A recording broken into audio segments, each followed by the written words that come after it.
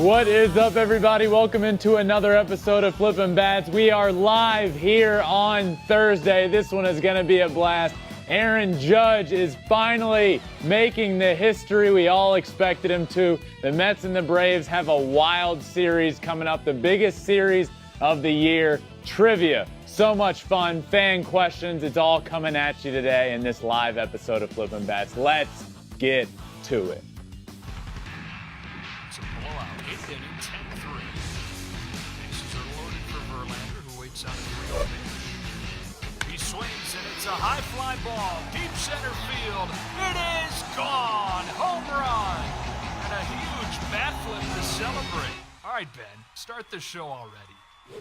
What's up, my friends? I am joined by Alex Curry. As usual, Alex, history. That's the one word that comes to mind. He did it. Aaron Judge tied Roger Maris, and that's the biggest thing going on in baseball right now. It's pretty cool. I mean, how cool is this week in general? From Albert Pujols to Aaron Judge. We both said and knew it was going to happen.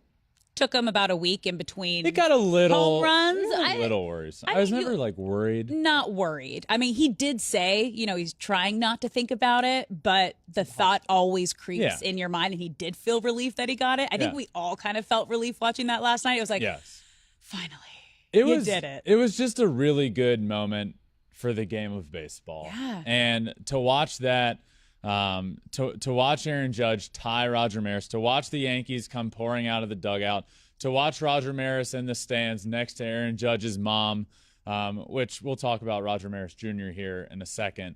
But it was a really cool moment. And it was even, we've been waiting for this. I've said he's going to get there. He's going to break the record. But then he goes 7 games without a home run, and then it starts going from, okay, he's comfortably going to get this done, to, okay, if this starts going much longer, it's going to really start creeping in his head. So it was really good to see him get 61 out of the way, tie Roger Maris, and I think now that he got 61, 62 happens pretty quickly. Oh, definitely. I thought maybe he was going to get it. Possibly there was an opportunity to get it same game, but no. It was also his hardest hit home run of the season. It was exit velo of 117.4 miles per hour. So he is getting better and stronger as the season goes on, as we've seen, because he's having one of the best Septembers we've ever seen. It was going to happen. Yeah. I'm so happy it did. It was magical. You could feel the emotion from every single person that they showed in every camera shot, like you said, from his mom to his teammates to Aaron just coming around the bases. If they had a camera on me in my living room, you could have seen the emotion. I mean, did you cry? It's emotional. I don't know if a real tear came out, but it was close. Yeah. I'm a sucker for these sort of things, and it's emotional, this is a record. You start talking about Yankees all-time home run record, your mind just goes to all of those names. Yeah. Babe Ruth, Roger Maris, Mickey Mantle, Lou Gehrig. I mean, Yankees records hold a little more weight. No matter who you root for, no matter what you want to say, Yankees records hold a little more weight just because of the history that's there. And for him to now hold, right now tied with Roger Maris's record, it's just special. So he's at 61, 62 on the way soon, I think. And there's still opportunities to climb up the ladder here all time. Obviously, Barry Bonds sits at 73, which is the all-time record. You can look in the record books, and it is there. 73 is the all-time record. He's at 61 now. Next on the list is Sammy Sosa at 63 and 64. He has both of those. Mark McGwire's at 65. Sammy Sosa again at 66. Mark McGwire at 70. And Barry Bonds at 73. Do I think he gets 73? No. Do I think he can get up there into that 63, 64, maybe even 65 range? I do. I think he can get there. One thing that's really unique about this year is that he's also, as we sit right now, in line for the Triple Crown. So he's doing this while also driving in all of the runs he's driving in, way more than anybody else on the American League side. And he's hitting for a high average. He was asked the other day after the game, Wednesday night after the game, they asked him, what's more impressive to you? What do you like more, home runs or batting average? And he said batting average. And you know why I like that? Because I have not been on this train that we've come across the last couple of years of people saying, batting average doesn't matter anymore. Who cares? Look, I'm not on the fence of like batting average is the end all be all, but it does matter. And you go back to Little League days. What's the one question everybody asks from the year that you just had? Whether it's Little League, high school, college, professional, what'd you hit? What was your average?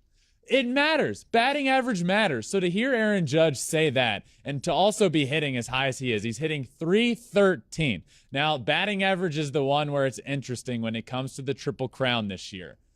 He has home runs wrapped up. He has RBIs wrapped up. Batting average, he's hitting .313. Luis Ariz is right behind him at .313. So when you really start looking at it, Aaron Judge is hitting .3134. Luis Ariz is hitting .3133.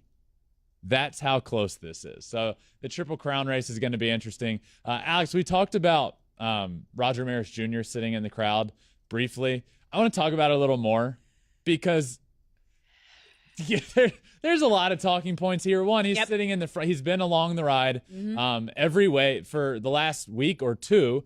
So the first question that comes to mind is how much PTO does Roger Maris Jr. have where he's just taking off all of the time in the world to go to all of these? I don't know, but who knows? Maybe he's lost his job from this because he's been gone forever. But two, my question here is one, it's actually really cool that he's been there along the whole way. My question to you is he really as happy as he appears in the stands? I don't know. You brought that up yesterday, and I was thinking about it. And then when I actually saw his reaction to Aaron Judge's mom after he hit the home run, I kind of questioned it too. And then I saw Twitter kind of go after it a bit, like maybe he deserves an Emmy or an Academy Award for acting how happy he is. That came from Cousin Sal. And you have to imagine, like, yes, he's probably happy to be a part of that history and be a part of that moment. But now it's not necessarily about him and his family anymore. So now you're stepping out of the spotlight. So it has to be a bittersweet moment. I definitely think he got to be a part of it. He had his own press conference after the game. So, like, he's getting the attention. Which is part of the reason I think he's not super through. He was getting so much attention here. I didn't even know. I didn't know a couple of weeks ago anything about Roger Maris Jr. Now you do. Now I do. And look, I don't blame him one bit. Look, he appeared happy. He's saying the right things.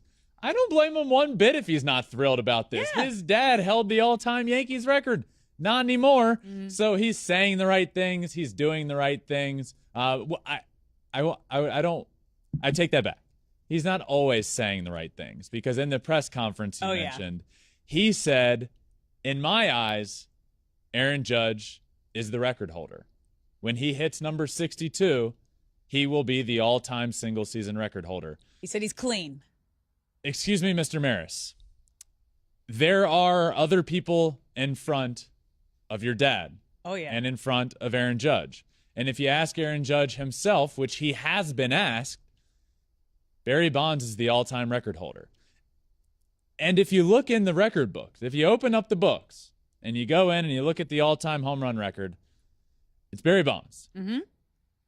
So for him to go into a press conference after everything that's happened on a beautiful night for the game of baseball, it was such a beautiful moment for Aaron Judge, for his family, for the Yankees, for the game of baseball. I just don't think he needed to go in there and stir up the controversy that he did. I mean, he broke baseball Twitter last night. Everybody was talking about his comments instead of how impressive it is that Aaron Judge has hit 61 home runs in a year that's dominated, in a generation that is dominated by pitching. Baseball is dominated by pitching right now. For him to do that, it is so impressive what Aaron Judge is doing.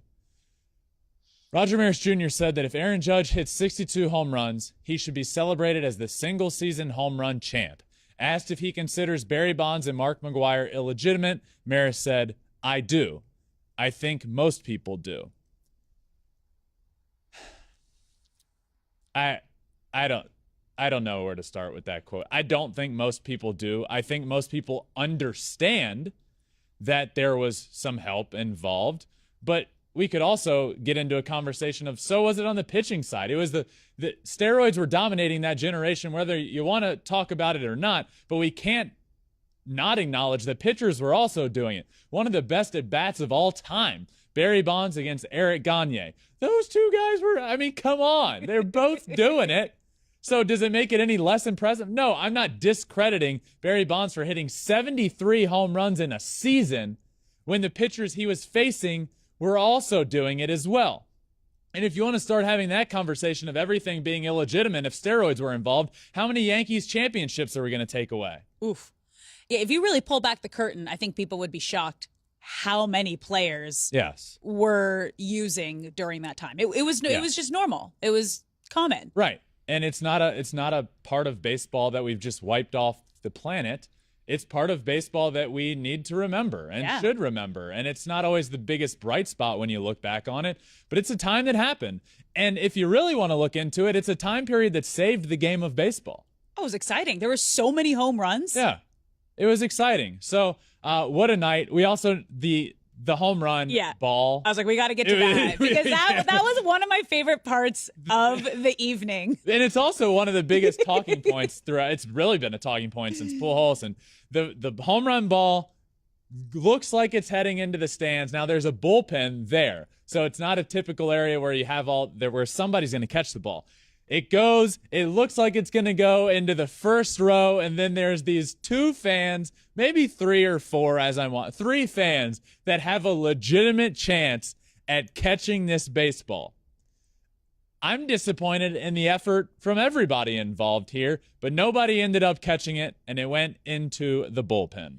And Blue Jays bullpen coach Matt Bushman, the husband of Sarah Walsh, who is a Fox Sports NFL analyst and NFL Network reporter, hilarious. She also kind of blew up. She blew up Twitter last night. First, she announced, because she is hunkered down right now. They live in Tampa, so she's with her family, hunkered down during the hurricane right now. So her first reaction is, I can announce my retirement. My husband caught the home run ball, the home run ball we've all been waiting for. Now, remember, his 60, they said home run 60 was going for anywhere between 500,000 and $1 million, or maybe 1 to 2 million. So this one.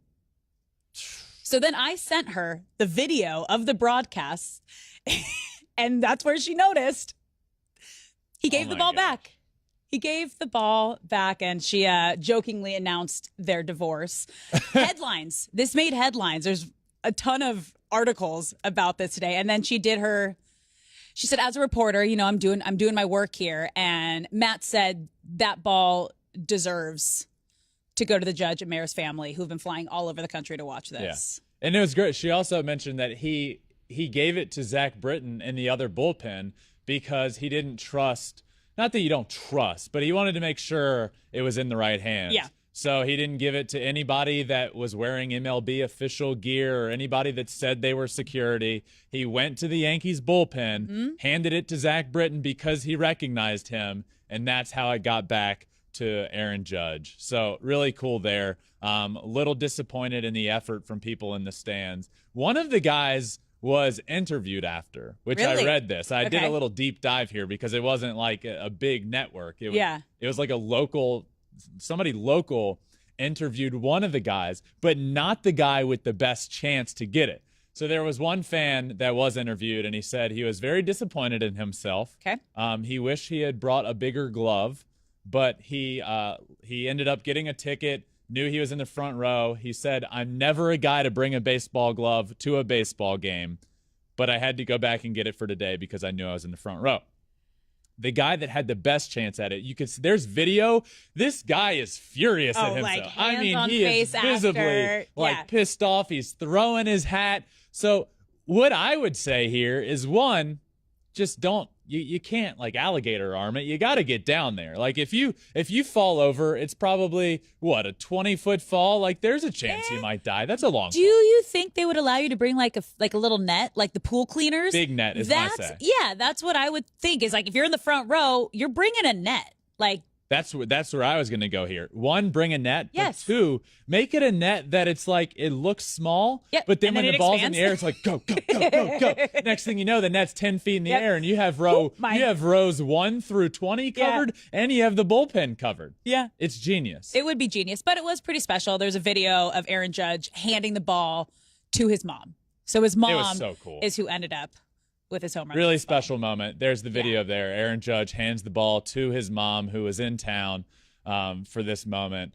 Really special, and it was really cool to be able to see this, and just a good moment for baseball. A good moment for Aaron Judge, for the Judge family, for the New York Yankees, and for the game of baseball. It was really cool. And also, congratulations to the New York Yankees for clinching the AL East on the night before. So a couple exciting things happening back-to-back nights. The 20th AL East title for the New York Yankees since the division became what we know it as in 1969. No other team in that division has more than 10.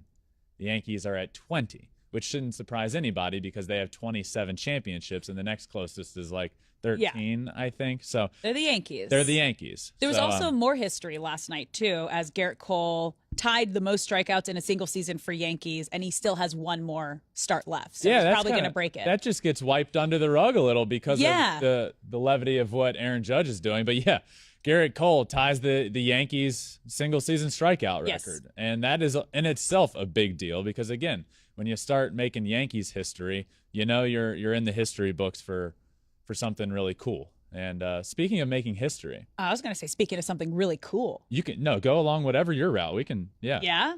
Go. You got to do something really cool. I did something really cool. On Tuesday. I made history. It might just be my own history. It is your own history. But- you got to throw out the first pitch at Angel Stadium. Break it down for us. Give Yeah. us the play-by-play. How cool was this experience for you? So this was my first pitch at a Major League Baseball game. Rad. My first pitch ever was in Japan just a couple of weeks ago at the Sapporo Dome. So I went from throwing the first pitch in Japan to throwing my first pitch in a Major League Baseball stadium. Now this was really cool. And I'll say I said it before, but it's a nerve-wracking thing.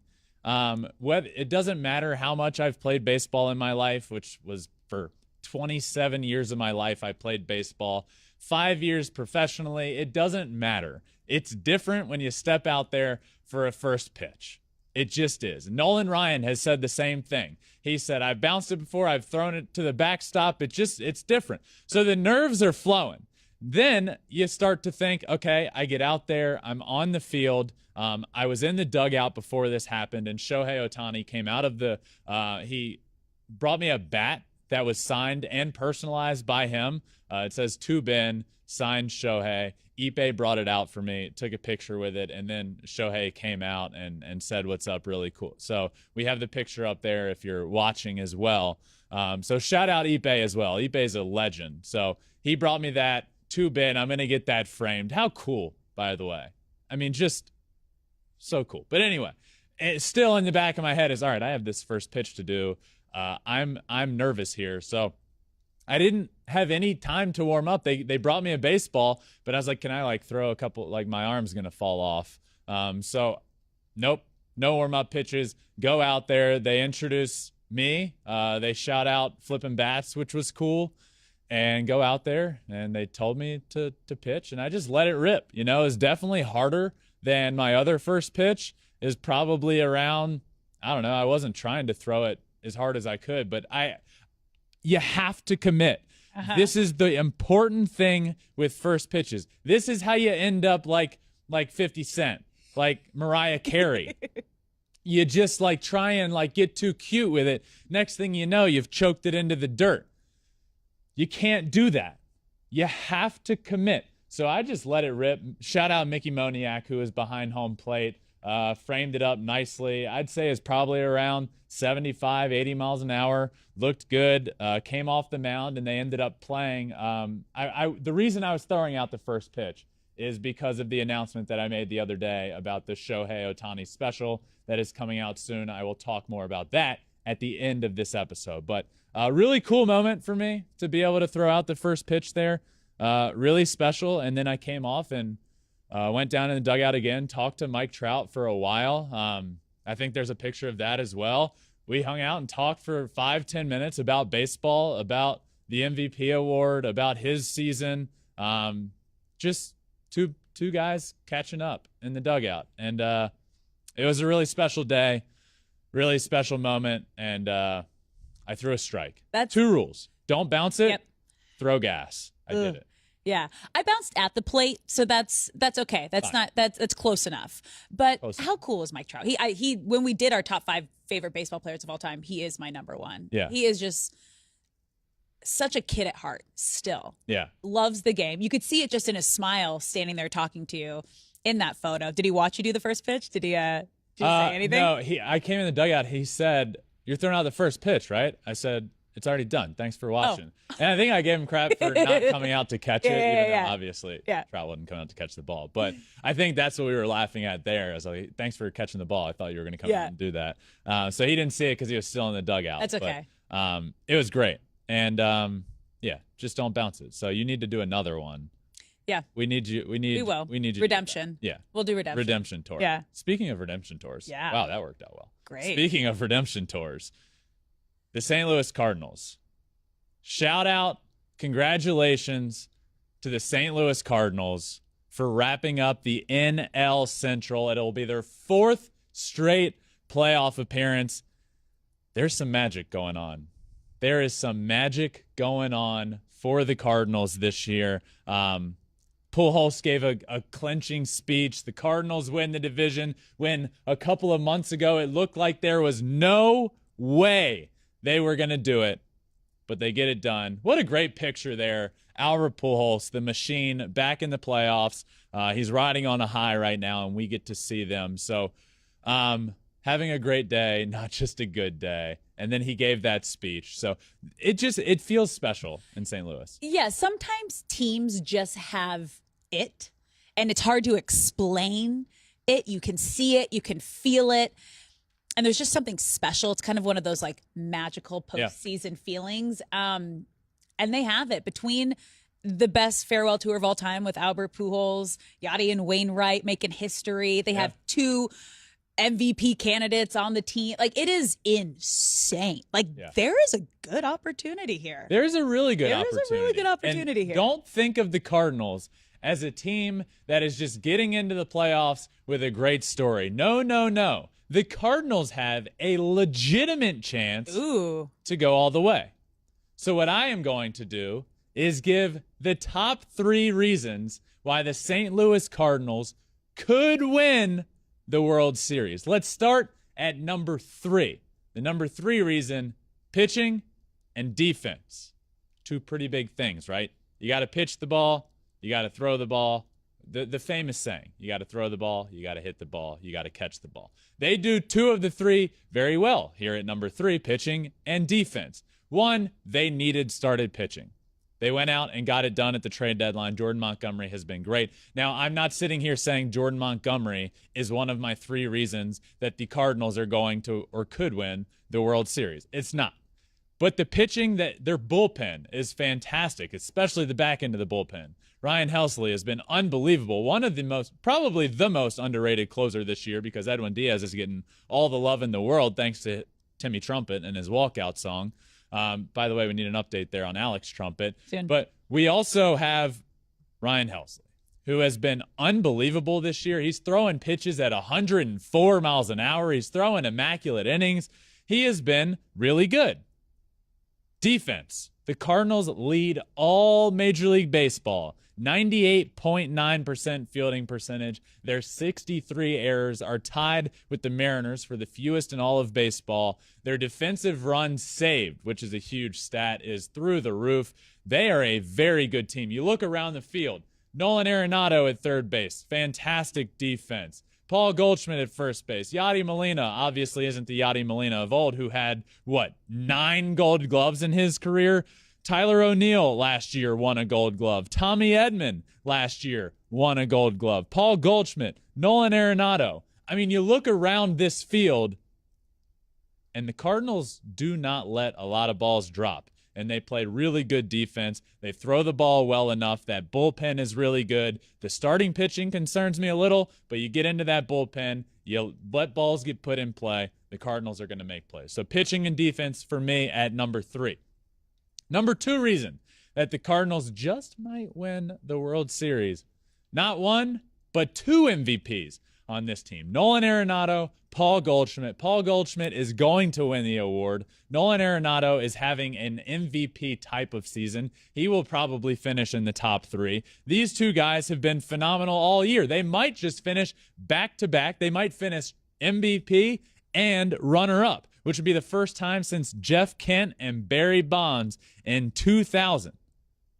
Since 2000, teammates have never gone back-to-back in the MVP voting. So that would be cool there. Goldschmidt, 584 slugging this year. Arenado, 537. They rank first and second in the National League in slugging and have combined to drive in 214 of the Cardinals' 739 runs this season. 29% of their runs have been driven in by Paul Goldschmidt and Nolan Arenado. Those 2 are the real deal. I am excited for the world to see them on the October stage because it's legit and they are real. And they are a real reason why the Cardinals just might be able to win the World Series. But let's move on to my number 1 reason. The number 1 reason why the St. Louis Cardinals could win the World Series.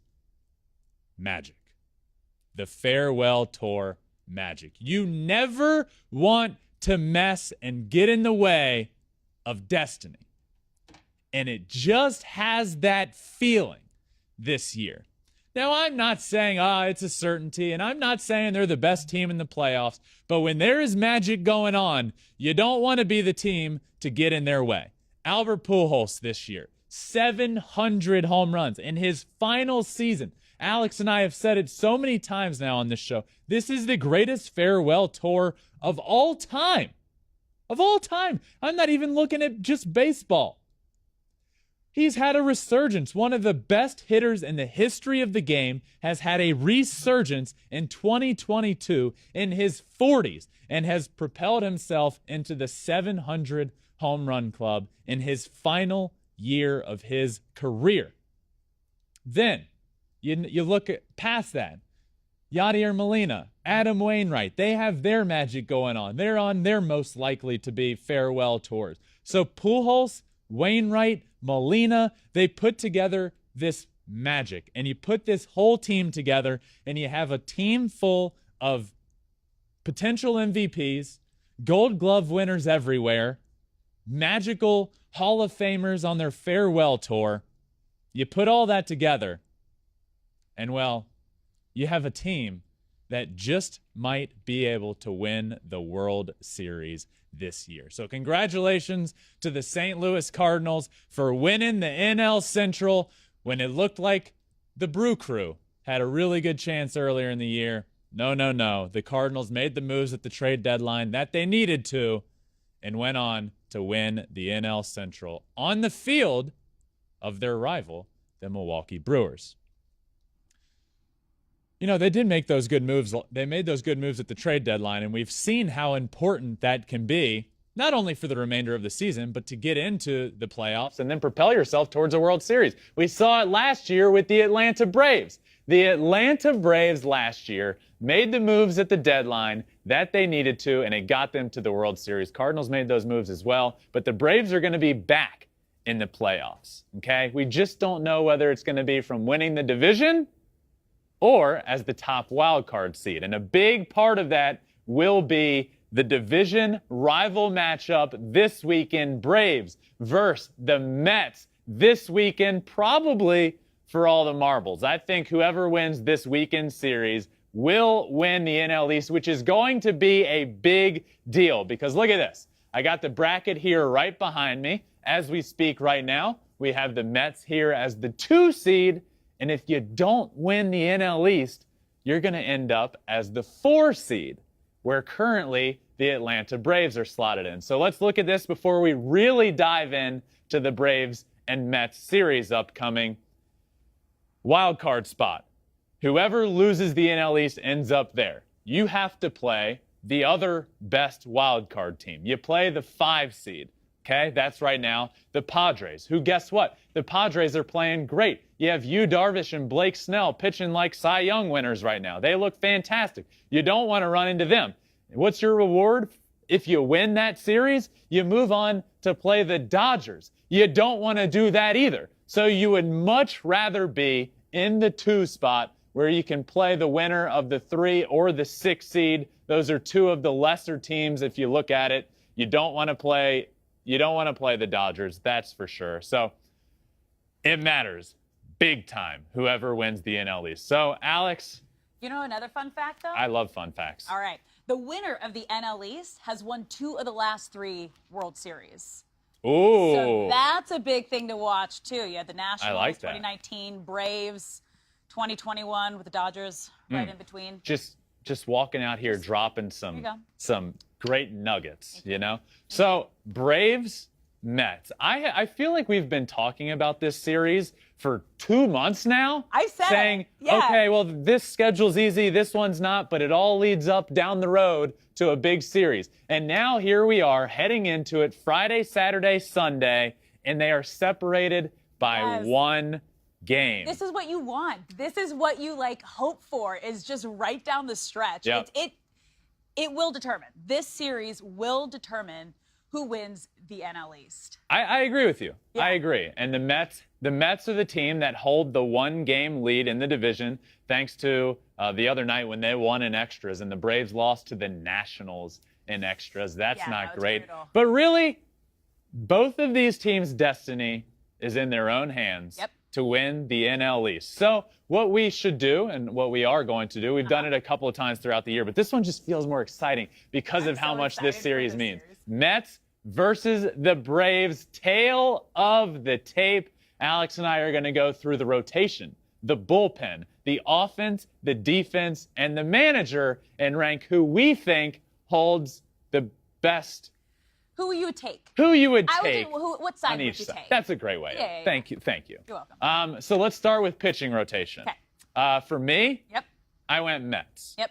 And this feels like it's an easy answer, but don't sleep on the Braves rotation. They have guys. Spencer Strider has been one of the best rookie pitchers that we've ever seen. Max Fried is great. Kyle Wright's been 20 good. wins. Yeah, the only pitcher in baseball to get hard. there. So, but I can't go against Jacob deGrom and Max Scherzer. Throwing those guys in a playoff series, I don't want to face them. Yeah, so I am also going Mets for that exact same reason. If you have DeGrom and Scherzer in your rotation, you're going to take them every time. You have to take them every time. They're the best of the best. So, yeah, we're both All right. We're both we are Mets here. aligned there. Yep. Bullpen. For the bullpen, I went Ooh. the Atlanta Braves. Okay. Now, Okay. hear me out. Okay. Do the Braves have the best closer in baseball? They do not, but Kenley Jansen has been great this year. He's been really good. I feel confident with Kenley Jansen in the back end of the bullpen. You look at the rest of the team.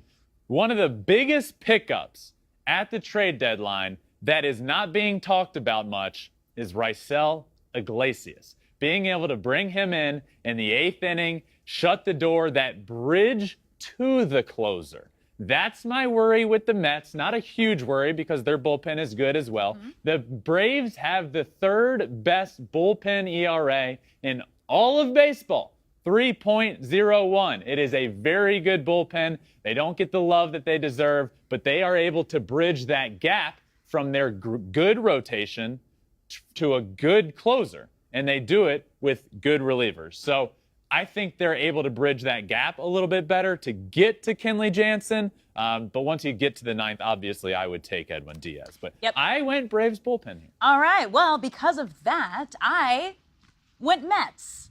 Why, you ask? Because they do have one of the best closers in the game, Edwin Diaz. That's who you want coming in a big moment. But the bullpen also has the 3rd fewest blown saves in Major League Baseball, 4th best save percentage at 72.7%. Plus, I don't know, a little bias here. Edwin Diaz has the best walkout song I've ever heard. And so I'm going to go with my heart on that one. That's who I would pick.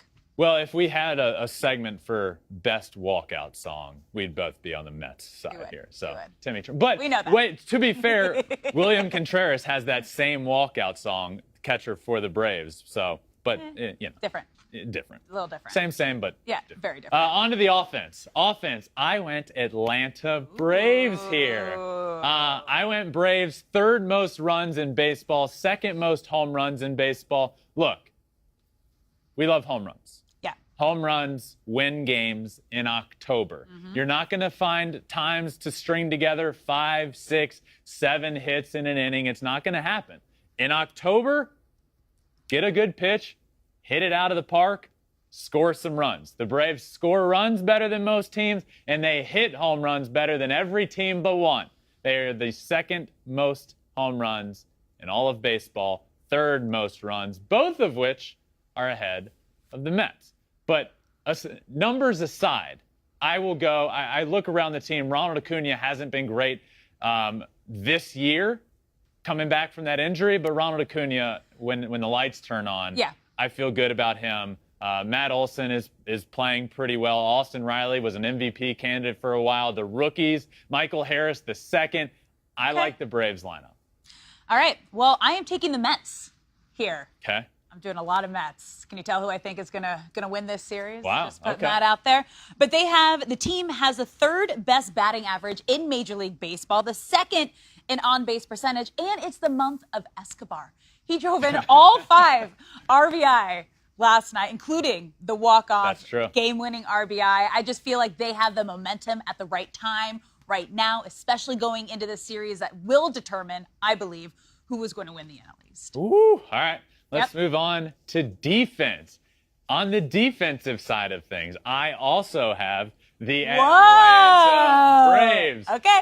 I have the Braves here. Michael Harris II out in center field is an absolute stud. The rookie that I think he's going to finish second behind on Spencer Strider in Rookie of the Year, but they're going to be 1 and 2. He's been unbelievable. He's out there. Matt Olson, Gold Glove winner at first base. Austin Riley has really improved over at third base. Dansby Swanson, good at shortstop. You look around, Ronald Acuna, really good in the outfield. I really like this Braves defense.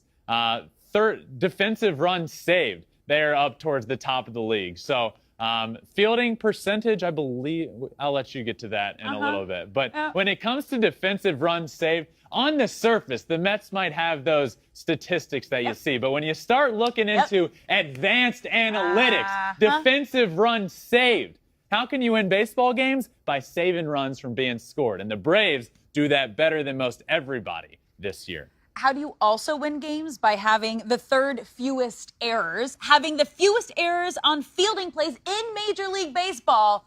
And who is that? That is the Mets. I am taking the Mets on defense. Okay. Yeah. Look at this. I know. All right. Oh, I'm so curious. All right. On to manager. For my manager, I am taking Brian Snitker. Atlanta Braves, look at this World Series winner last year, and I really liked how he ended up using his pitching. Look, when it comes to October, managing, it's really important because of pitching. How do you line up your rotation? How do you use your bullpen? Having last year, seeing Brian Snitker and how he did it last year, using Max Fried in that big spot when he did, having the bullpen usage that he did last year, it's the experience for me. Brian Snitker won a World Series last year. Buck Showalter never has. I'm taking the Braves and Brian Snitker. We also agree on this one because you can't pick against a guy who's won a World Series. That's what it comes down to. Plus, he's won the NL East 4 of the 6 seasons as the Braves manager. I'm with you. He's proven in the shorter amount of time, he has. It just looks better. It feels better. You got the hardware. One final point on this tail of the tape, because Alex and I, there's some pretty big differences here. Yeah. What I will add, this one right here, this one. Yep. Rotation. Yep. The gap there is big. Yeah. The difference in pitching rotation, facing DeGrom and Scherzer in a playoff series, and they're going to line up for this series as well, you can't understate how valuable that is. So I might have more Braves picks. Everything other than rotation for me was Atlanta Braves. But the playing field is so even because of how good the New York Mets rotation is. You don't want to face Scherzer. You don't want to face DeGrom. You have to face two of them in a series, a 3-game series, much less a 5 or a 7, and the chance you win is slim. And pitching wins games these big playoff games. All right, tail of the tape. This is going to be a great series. I'm excited. Let's get back over here. What's up next? It is now time for our pick to click, where I believe mine last week was that Albert Pujols would hit home run number 700. I said that on the Thursday live show, and it took just a couple of hours because Thursday night, Albert Pujols got it done. So my pick to click last week, it clicked. Mine didn't, because I needed Judge to hit one more home run. And he went cold for...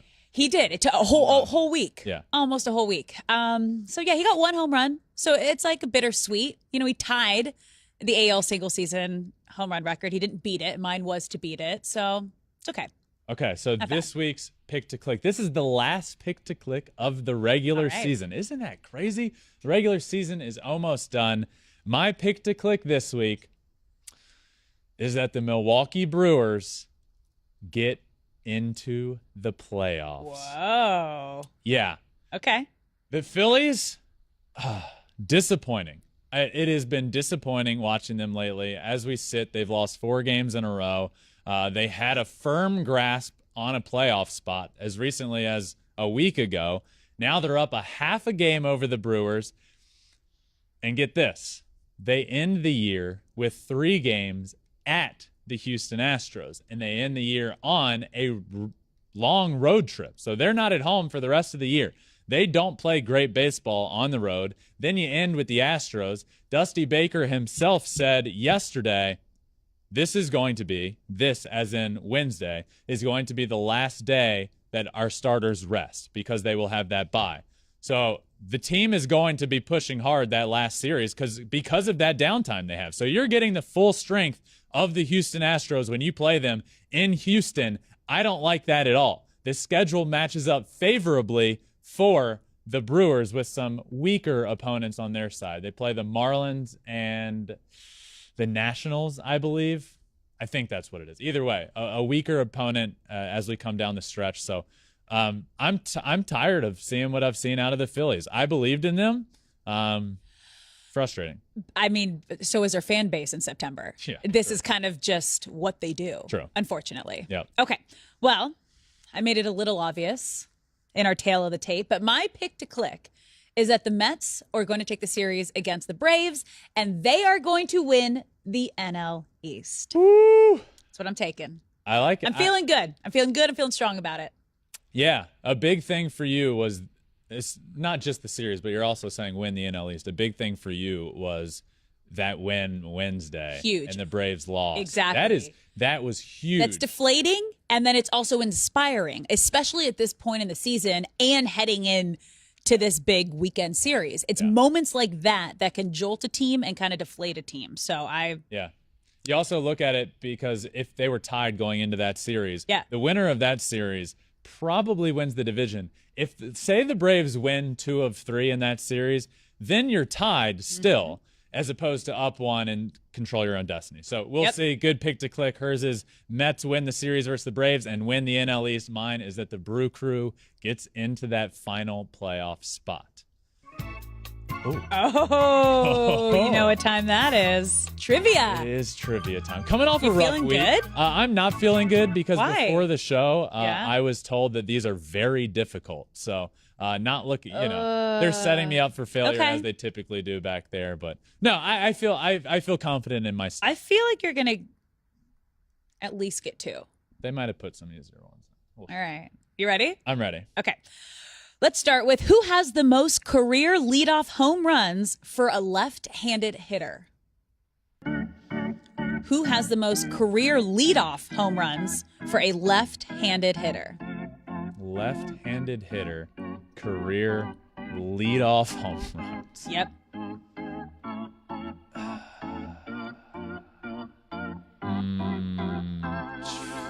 Throw something out. Chase Utley. No. Curtis Granderson. Okay. Okay. That's tough. Yep. Let's move on. Okay. Okay.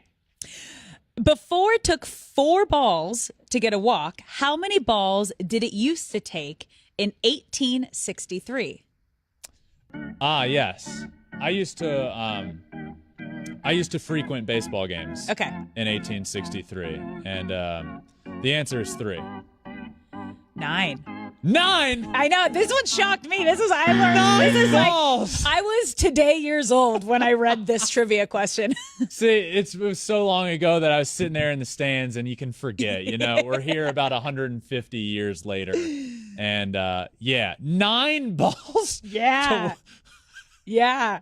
Okay. Yeah. Okay. Long games. I wish They had time. Yeah. Okay. They had the time. All right. Yeah. Let's move on. Okay. You feel Let's move on. Let's get mentally this one. and Let's get yeah. this one. I'm like telepathically trying Okay. to tell you the answers, but it's not working. Okay. Who was the last player to finish a season with 50 plus homers and a batting average of 300 or better? Jesus Christ. He's up there on all the lists. He's up there on all the lists. Barry Bonds. Not that high. What? Alex Rodriguez. A-Rod. Yeah. In 2017? Yeah. 314, 54 home runs. In 2007. 2007. That says 2017. Oh. I knew that wasn't Yeah, it. yeah, A little yeah. graphical error there. That's okay. That's okay. 2007. Okay. These, Oh man, these are. I thought those last 2 you were gonna get for sure. Those You were the did? 2. Those were the 2 I thought you were gonna get. Okay, it's okay. It's all right. These are so hard. Oh man, ready for the next one? Probably not. If Okay. those are the 2 you thought I was going to get. It's okay. No. You're gonna get it. Okay. At the retirement of his number 4 jersey, what baseball player famously said he was the luckiest man on the face of this earth? Mm-hmm. Lou Gehrig. Yep. Great speech. Yeah. One of the greatest speeches in history. Awesome. And it's emotional. It's too. so emotional. I was getting emotional about my effort here today, but now I Okay. feel better about it. All you need is one to get going. Is There this we our go. last question? Here? It is. I have the momentum now. It's all I needed. Okay. You ready? Yep. This is also a history question. Why was Babe Ruth's jersey number 3? Because he hit 3rd in the lineup. Yeah. Let's go. All I needed was the momentum. It's not how you start, it's how you It's finish. how you finish. 1 did second good. ran off. Extra credit for only 1 second running off. That means my grade is bumped up because guess what? I'm my teacher. So I'm going to go. I went 2 for 5. That's 400. And if I hit 400 as a baseball player, I'm a Hall of Famer. This was a Hall of Fame round of trivia. I'm going to give myself a B+ Ooh. for today. I'll take because it. the questions were difficult. And I persevered. You and finished strong. I finished strong. Yes. Yeah, most importantly. Yes. Nice job. Thank you. Now for some fun.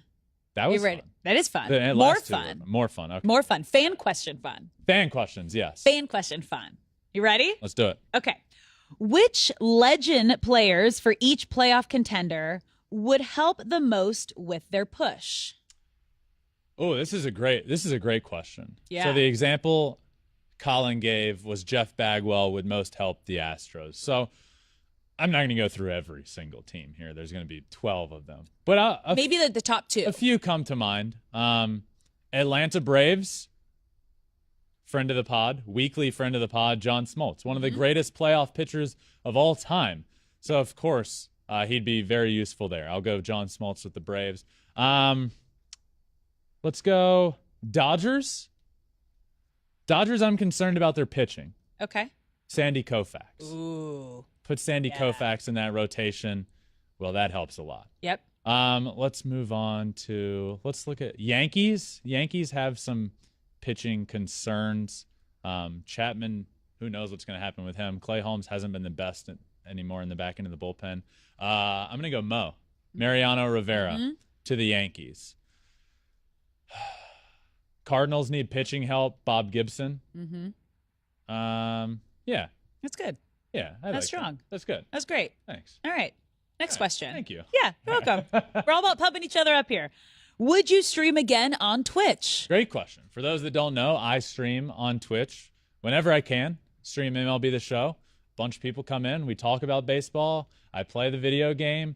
I do that multiple times throughout the week. So not only would I definitely will be, and I do it often. So that's cool if you've been in there before, and cool if anybody listening has been in Twitch before. It's just Ben Verlander on Twitch, just hanging out, answering questions. Come on in. Unhinged, just hanging out. Yeah. All right. Last question. Okay. I think it's for both of us. Who had the better first pitch, Ben or Sister Jean? I would like to hear your answer first. I mean, I don't know if you saw the video, but Sister Jean threw a mighty strike here. Oh, which one are we getting?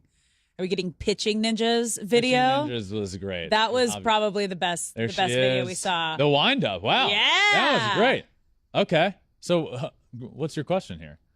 Or what's your answer here? Well, if we had Pitching Ninjas video up there and you could see the strikeout, Javi Baez, maybe it was going to be that. But since there it is. Yeah. Look at that. Oh, so now that we do have it. Now we are you do picking have it. Sister Jean? Are you going to kill me? Are we going to have like bad vibes? Disappointing. Okay. She's picking Sister Jean. A lot of people were talking because Sister Jean and I threw out the first pitch on the same night. Yeah. It was Tuesday night. A lot of people were saying it's the first time in history that somebody threw a first pitch at 103 miles an hour and that somebody else threw a first pitch at 103 years old. Rumor has it that's the first time in history. I'm going to say... You got to say you. I mean, you threw an epic first pitch. Yeah. That was great. You had heat. Here it is. Here's the video here. Good velo. Mickey Moniak there. Good velo. It's always good when the crowd goes, oh. Yeah, that happened. So I'm gonna say myself here, but not to discredit Sister Jean. Yeah. And what she did at 100. She's great. It's great, but you also threw it right down the middle too. She didn't. She bounced it. What was she doing? I don't know. Whoa. Honestly, why? You talking back to a 103-year-old? I just don't know why you would pick her. She bounced it. Rule number 1 of first pitch got to strike out. is not to I don't know if you saw that video. Well, she got to strike out. Good point. All right. That does it for fan questions. Every Thursday episode, fan questions right here. Fun, interactive, live show. Tweet in your questions to the tweet, Flippin Bats Pod on Twitter. I will answer some of them.